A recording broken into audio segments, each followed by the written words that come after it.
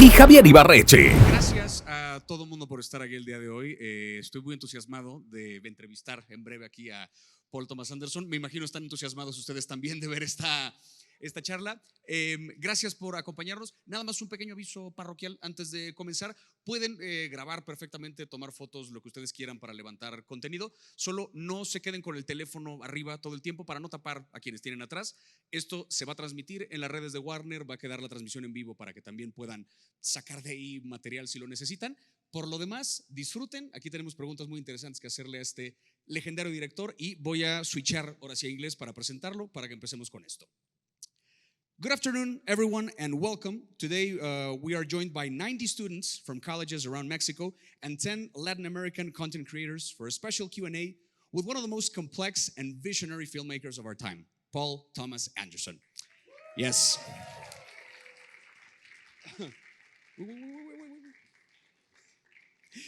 A bit of preemptive applause there. From Boogie Nights to Magnolia, There Will Be Blood to The Master, Phantom Thread, Licorice Pizza, and more, this filmmaker has challenged, moved, and inspired audiences around the world. Today, we're here to talk about his new film, One Battle After Another, a story that combines intimacy with epic scope, political tension with human connection, and features performances that are nothing short of extraordinary. Paul, we are so excited that you can be part of the celebration of cinema with students and film lovers like yourself. Thank you all for being here, and please give a round of applause for Paul Thomas Anderson, who's going to join us here on stage. Nice to see you. There's your microphone over there. You got a microphone right over there. In your chair. There you go.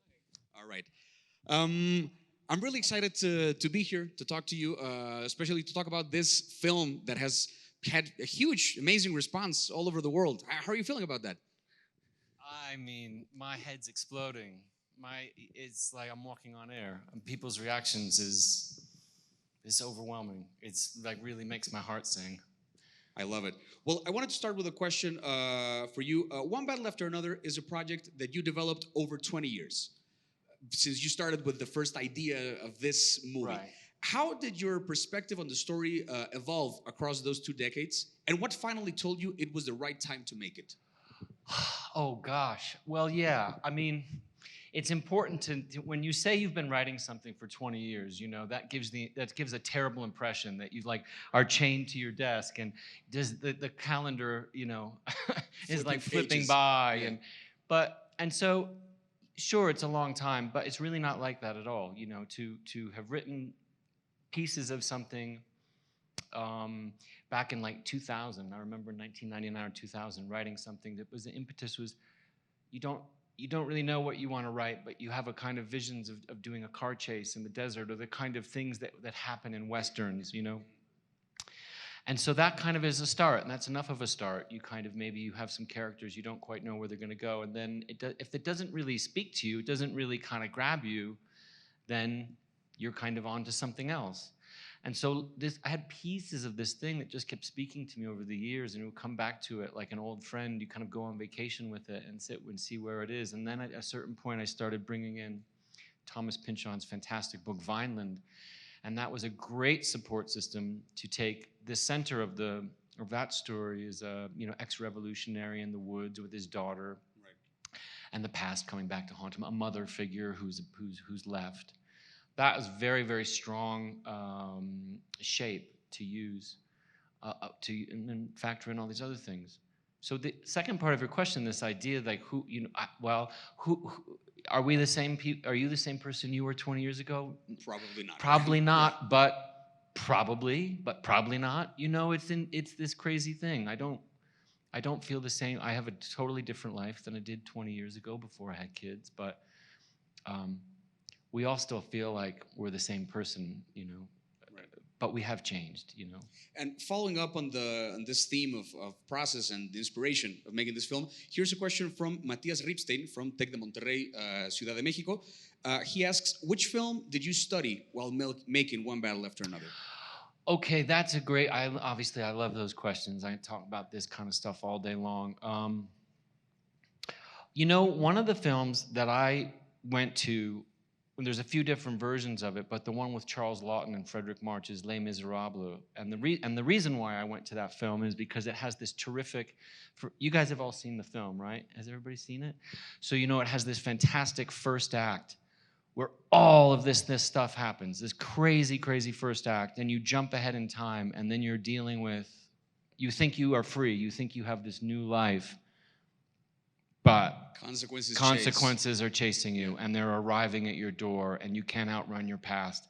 So I watched that, the one with Frederick March and Charles Laughton, I loved. And so and by the way, I should say, I watched that only like 5 or 6 years ago, and it really helped me, because before that, writing all these years, you try everything. You say, well, what if there's flashbacks? What if there's this? What if there's this? What if you're trying all these different things that never quite sit right?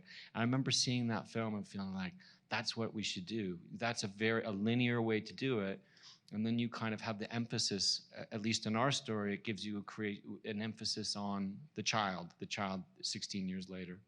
And moving by the way, I don't want to rush you, no, please. and because we can, but a million other movies too. You know, tons of westerns. The Unforgiven, I watched a lot. Duel in the Sun, French Connection, obviously. Vanishing Point. Anytime you're going to do a car chase, you have to look at these films and these kind of desert films. Those are terrific inspiration. It was more than one story that inspired this. That's absolutely right. Yeah, you know, and there's also just a great film I want to mention, make sure that people see it, called Running on Empty, which is a beautiful film that Sidney Lumet made. And that is very similar to our story, very different in how they approach the story, but similar in radical revolutionaries who have escaped the late 1960s and are now dealing with grown-up children, you know, and how to manage their life that they're living in secret, whether they can allow their child to blossom and join society. It's a beautiful film with River Phoenix and Christine Lottie that Sidney Lumet directed. I love the shout out and the recommendation. Yeah. And speaking of the collaborators that were part of this movie, Leonardo DiCaprio said he'd been waiting 20 years to work with you. Can you share what that collaboration was like and how he shaped Bob into something beyond what was on the page? Well,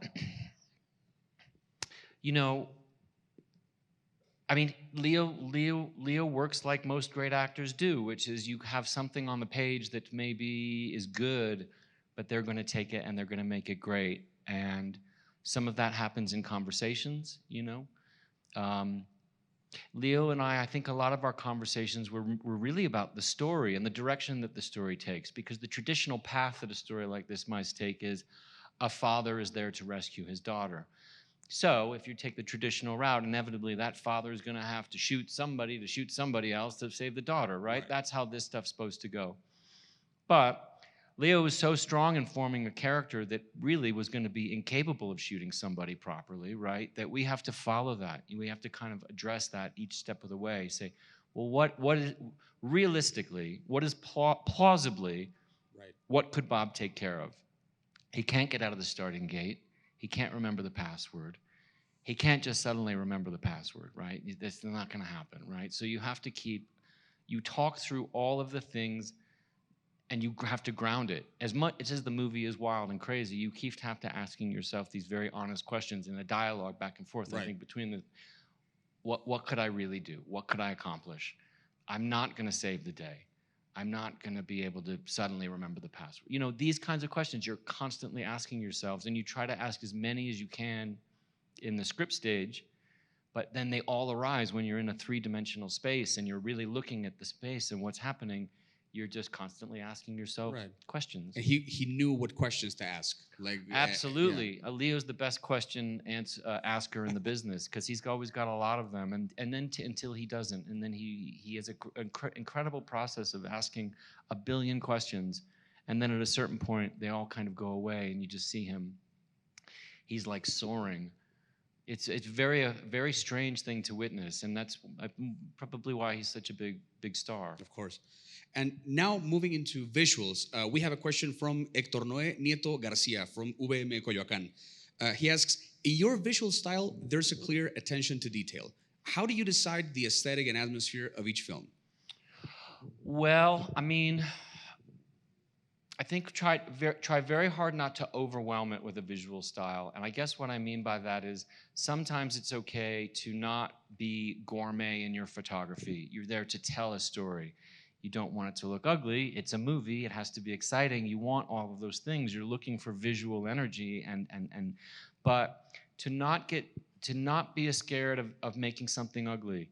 Walk into a room, walk into a location and say, where's the light coming from? You know, what is realistic? What is honest? And then once you have the basis of what's honest, you can decide how much it needs to be magnified up because it's a movie or whether you need it to stay right where it is. You know, we always sort of seem to be checking ourselves as a system of checks and balances among the crew of, yeah, when do we have to do something for dramatic purpose, or when is it okay to just kind of make it mundane and stay out of the way, you know? Sometimes if the movie overwhelms you with a visual style, it might mean that it's supporting something that needs to be there, that the strongest thing being the story, the script, the people, you know? Yeah. It's trying to find a balance. It is. It's always trying to find a balance, always asking yourself those questions. And speaking of that, there's a question from Christopher Alexis Antunes Castellanos, also from UVB Coyoacán. In your creative process, how do you balance giving actors the freedom to explore their characters with the very specific vision that you have as a director?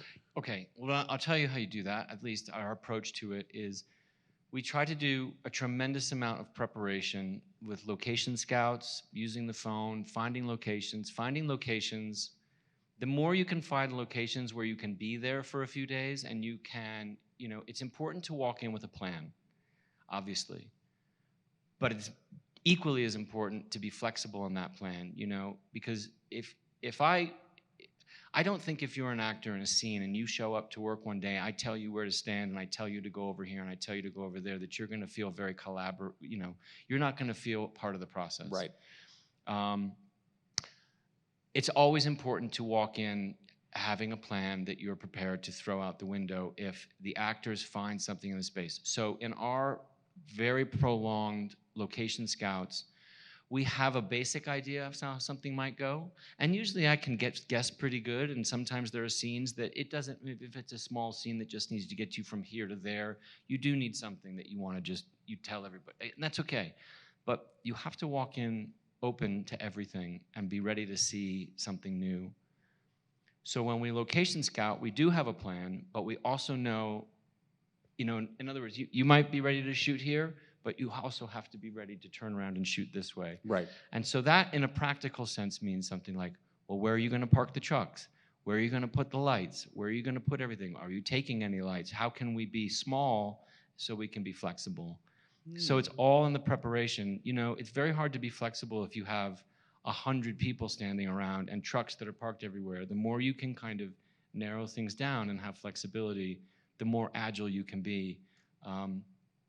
For as big as this movie was, and for as long as we shot, it was still the same 15 or 20 of us around the camera that it always is. There's still the same exact amount of people that we had on Licorice Pizza or Phantom Thread. That doesn't change. In spite of the scale of the movie. In spite of the scale. That's not to say there aren't days where you have cars falling off cliffs and this stuff. You take on more people. You have to have that for safety and that kind of stuff. But the majority of the film is the same size crew that made smaller films, bigger films. That doesn't have to change. Yeah, like finding this middle ground between making things happen and letting things happen. Right? Absolutely. Like, yeah. That's absolutely right. And collaboration has always been central to your work. What does it mean to you to keep building films with the same creative team? Johnny Greenwood, the late Adam Sumner, Florencia Martin, and how do those relationships shape the final film? Well, that's all you have, isn't it? I mean, that's what you have. Right. I mean, I'm just old enough now to not want to go to work to do it if I'm not with people that I love and I want to be with. You know, it's no longer about the finished product as much as it is about being with people that you love to collaborate with. And so it's everything. Their feedback to you, our knowledge of each other as collaborators and friends, and a system of checks and balances you know, you look over to somebody that you trust and they're kind of shaking your head and you go, oh shit, okay, maybe I'm off course. And the joy of collaboration is, it's the only reason to go and do something.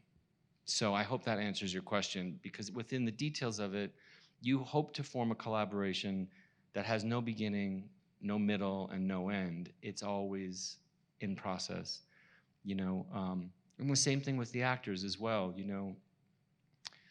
I think about the actors coming into the editing room, which I think is essential at a certain point. You know, some people don't like that. I flourish off of it because you've created an idea and they were part of something when you were there at the beginning, and then they get to go off and relax and have a break, and I go into the editing room. You need somebody to come back and say, oh, I see what you've done here and it's great, but don't forget this idea that we talked about.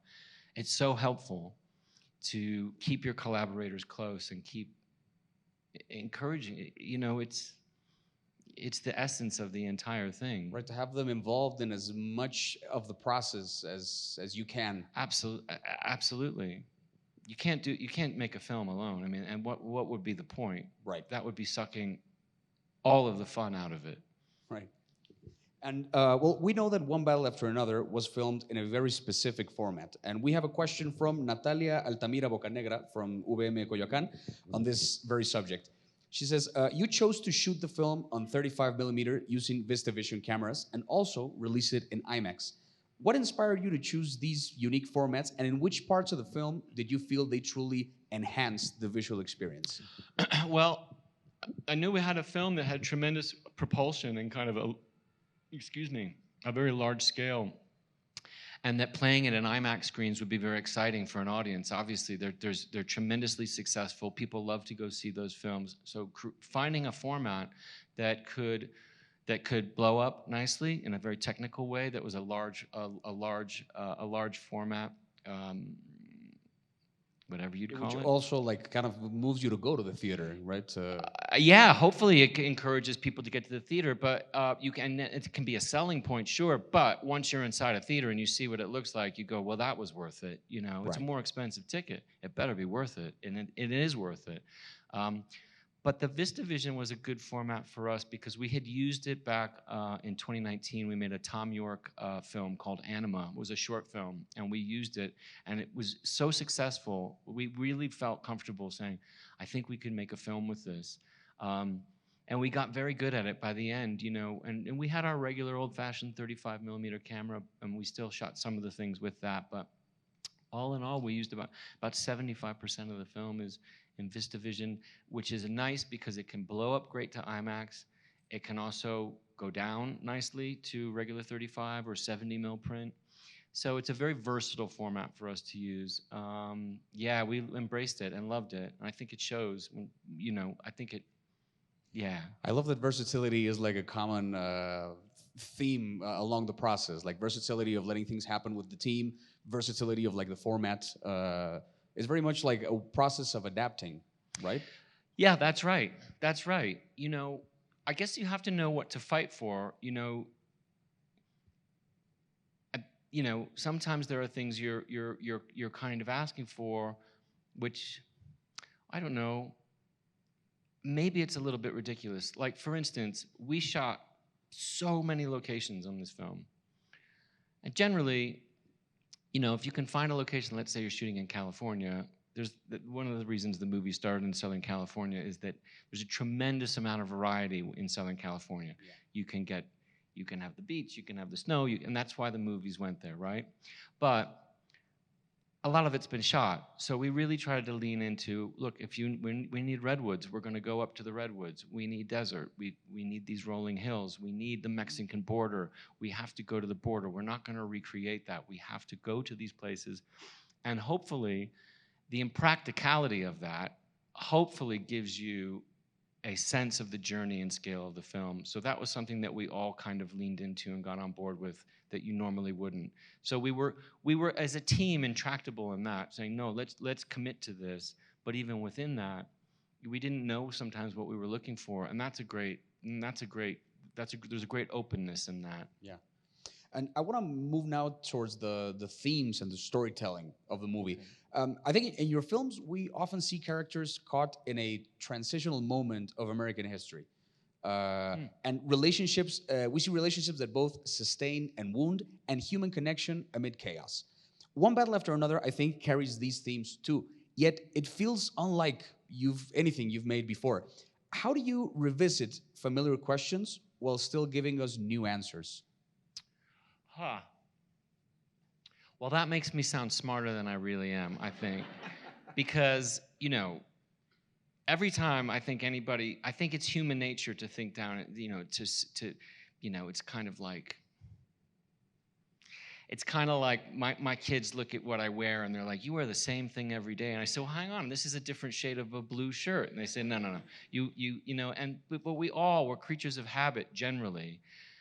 Or we think we're doing something brand new, and then there you are. I think I'm writing a brand new movie every time that I would, wow, this is so different. But you end up writing the same thing, so you kind of,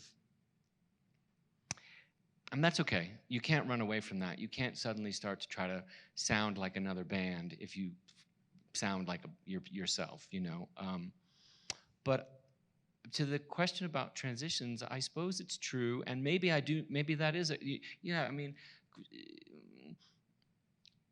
the setting for a movie helps, but it's not the main event, is it? The people in the middle of something. And so yes, if you have a backdrop of transition, generally you have kind of dramatic tension, yeah? Because I'm thinking about like Boogie Nights, you have something as peculiar as the porn industry, but if they're going through a transition from the 70s to 80s, from film to video, all right, now you have some element of a story, but it's really just window dressing to get dramatic tension and things happening, because it's the people in the middle of it that you care about. Like in this case, you would say maybe about theme has to do with family, maybe. Like what is the family? Absolutely, yeah. That's the only thing that anybody really knows about. Really, because if you start making a film about politics, that gets boring, right? Because sometimes it's confusing, sometimes you don't know what the hell's going on. And it changes every 5 minutes. Changes every 5 minutes. Yeah. And it stays the same every 5 minutes. It's just like, oh, fuck it. Okay, that's too complicated. But what we do know, I think what we all understand, are connections to family, our mothers, our fathers, our brothers, our sisters, people that we love, people that we hate, these kinds of basic things. Well, they never really go out of fashion, I suppose, and I think that for me, I can understand them. Yeah, like that. I mean, they're kind of, a story like this should be able to, you could put it anywhere. It doesn't matter that it's today. It could be a science fiction story, it could be in the Middle Ages. Take it and put it anywhere. Hopefully it's a kind of story as old as time, Yeah. Bad guys, good guys, pursuit thing, your past coming back to haunt you. These kinds of things have been around forever. You just have to kind of I have to find a connection to it in a way that makes it personal to me. And then hopefully then an audience responds to. Yeah. Will connect with it. That's right. Speaking of that, but going into a bit of a broader sense maybe, I have a question from Paloma Abigail Ramirez Escobar from Tec de Monterrey. She asks, how did you discover which creative challenges were worth taking when it came to creating your own narrative? I wonder if that means, well, say it again. Say it one more time. How did you discover which creative challenges were worth taking when creating your own narrative? Like, how do you choose? It's worth going there. It's not really worth that much going this way. You don't have a choice of, hopefully at a certain point, you hopefully you struggle with material, you write things, and then the characters start to tell you where they're supposed to go. I think that's how it's supposed to go. You are there to do the work and to try a bunch of things until those characters start speaking back to you and saying like, I'm not going to do that. It doesn't make any sense. And I mean, in terms of, just the idea of creative challenges, that's like something that you have to pursue. I do, at least, like a junkie. You are actively looking for that thrill of telling a story, making it entertaining and exciting to an audience, and at a certain point, closing your eyes and crossing your fingers that it will connect to them, I don't know. Yeah, creative challenges are that's the name of the game. Yeah. I mean, that's all that it is. But I think like really. here, I have another question. This one is from Laura Alessandra Meneses Aguilar, also from Tec de Monterrey, which I think maybe like brings these topics together. She asks, your films often balance intimacy with epic scope. How do you decide when a story should stay small and personal versus expand into something larger? Yeah, I mean, well, nobody gives a shit about a car chase if you don't care about the people in the car, right? So then it's a just a great bunch of definition, a car. No one cares about the cars; they care about the people. So I don't know. I suppose I have just as much. I suppose my favorite things to do are my greatest memory of making this movie was sitting at the kitchen table with Leo and Chase, with Bob and Willa, and doing those scenes with, father and daughter, and the kids come to go to the dance and stuff. Oh, I don't know. That's just so much fun to do. Yeah. Because you also, to be honest with you, you can do a good day's work when you're doing something like that, and you can feel it. You're connecting to an actor and an actress. You know if they're connected to the material. You can feel it in a way that sometimes if you're doing large-scale action pieces, maybe you're not feeling until you edit it all together. Certainly, you feel an incredible euphoria when those things are done right. But the groundwork and the intimacy is, I think I'm saying something very, very obvious, but it's just the care for these people. I just love these characters, Which is what brings the story to life also, like the connection Yeah. with the characters. Nobody's going to a movie to look at a road. You know what I mean? It's like the one thing that we all look at are the people in a movie. Yeah. And it sounds so Absolutely. basic, it's so obvious, but maybe it bears repeating. It's like, that's why Leonardo DiCaprio is Leonardo DiCaprio, and Sean Penn and Benicio. It's the only thing that people care about. Maybe I shouldn't be that. I should say it's the only thing I care about. That's fair. Yeah. I have another question here. Moving on to like the themes of like fear and relationships and human connection. That's also like a big part of the movie. I love this question. It's from Juan Pablo Rangel Loretz from Universidad Anáhuac. He asks, the trailer ends with the phrase, freedom is not having fear. Was there a moment in your career when you had to let go of fear in order to film with complete freedom? Well, I feel a lot more. I feel a lot more aligned with that philosophy when I'm on a movie set than I do in real life. Which I guess is a natural thing, to feel a confidence and not fearful when you're working or you're surrounded by your friends, or it's bringing that philosophy into life, into your daily life. That's probably different. That's a Nina Simone quote. She's the one that said that, and we have to give credit there. She was asked in an interview by an interviewer, what is freedom? And at first she said, I don't know what it is. And then she, like, as if she was hit by a bolt of lightning, she said, I know what it is. It's no fear. I just think that's the most beautiful thought. Yeah. And it kind of reverberates around in your head, and you can apply it to so many things. And it's funny because that was not a written line. I think we were so deep into shooting the movie, and that somehow along the way that kept coming into my head, and I gave it to Benicio to say. You found the moment for him to say it. That's right, yeah. And it just works. Thank you to Nina Simone for that. Absolutely.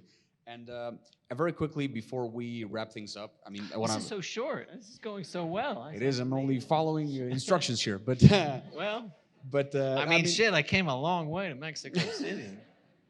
Unless I hear otherwise, I'm gonna start to move towards the end. But I want to take an opportunity, the fact that we have like film students from several colleges here and content creators who are passionate about film.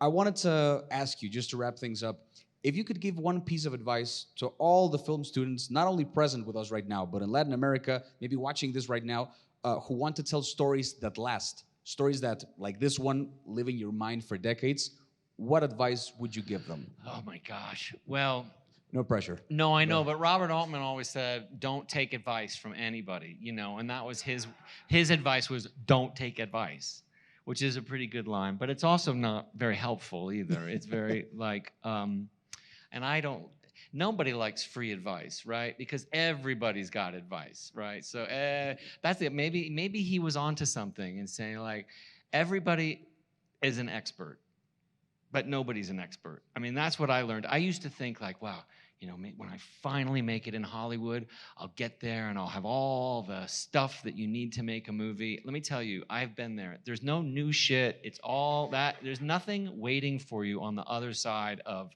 success or a bigger. There's nothing waiting for you. You have it all already in your pocket. I swear to you. There's nothing. There's no piece of gear. There's no expert. Maybe the thing that is there, that if you found, or maybe you haven't found yet, you're searching for, is your collaborators, your family to make films with. It's the only thing you're really going to remember. That's the only thing that I remember are the days and the joys of working with people that I love. Maybe that sounds slightly romantic, but I swear to you, it's true. You know, and I think it's a good advice. Like, work with people that you love, and then the process will kind of happen. Don't also want. I mean, well, now I'm babbling on. You want to wrap it up, but I'll say one more thing. It's like, don't try. That's okay. I'll get scolded later. Don't try and tell some story that you don't know anything about. You know, just tell your story. There's a million original stories, and they're inside each person. If you tell that story, it's never been told before. I mean, that's just math. That's common sense. Right. Your story is your story. Mine is mine. Tell that story. No one. Then it's brand new. No one's ever heard it. Working from a very personal perspective. Yes, that's the only way. And well, in that note, because I just got a permission for a little bit more, just a little bit more. What would you tell your younger self about the importance of failure in the artistic creation? Because I think it's also a part that we have to take into consideration, the possibility of failure. Right. When I went to the Sundance Lab, and I was a fellow there, there was great philosophy there, was that because it was, they said you're here to fail, and then fail again better the next day, and then fail again better the next day. It's a nice phrase, a way to put it. So the idea that if you think that every single day there aren't going to be failures, you're completely hypnotized and you're kidding yourself. It's just the recovery from the failure and moving forward. I mean, we go to work every day and you are plowing along and you are just scoring the ball. Everything is going so well. You cannot believe it. You are patting yourself on the back.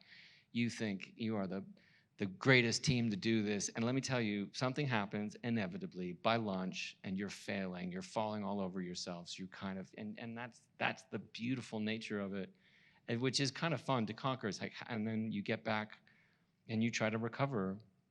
So failure is part of it. And generally, if you're failing, it means that you're heading in the right direction. You're heading towards something. You're trying to do something great. I mean, it's part of the game. You have better, I mean, you better embrace it. I love the way you phrase it, like the failing a little better every day. Right. I think that's a very solid piece of advice for. But then again, don't take any advice. Don't take any advice. You can't take any advice. Anyway, Paul, thank you. I just want to say one more thing. Because, please, I have no problem. I can stay here all day. Please. Because sometimes when I don't want to say this and name any names. I have met people who are supposed to be like the experts in their field at what they do, and you listen to them talk and you think like, that's not a good way to do it. But your insecurity thinks like, well, who are you to say that? What do you know? You're 20 years younger. This is how we do it. It's like, that's bullshit. There's always a better way to do it. And by the way, there's always sometimes like there's a reason why things are the way they are. It's just being loose, playing loose, looking for better ways to build a mousetrap. I guess, again, versatility. Yeah. Right? Yeah. Being able to adapt to what you want to do and what might happen actually. That's right. Well, again, thank you so much for your time, for your insights, for your generosity, and for giving us a glimpse into the creative process behind one battle after another. And thank you to all the students who shared these thoughtful questions today. Please, a round of applause for Paul Thomas Anderson before we wrap it up. Thank you.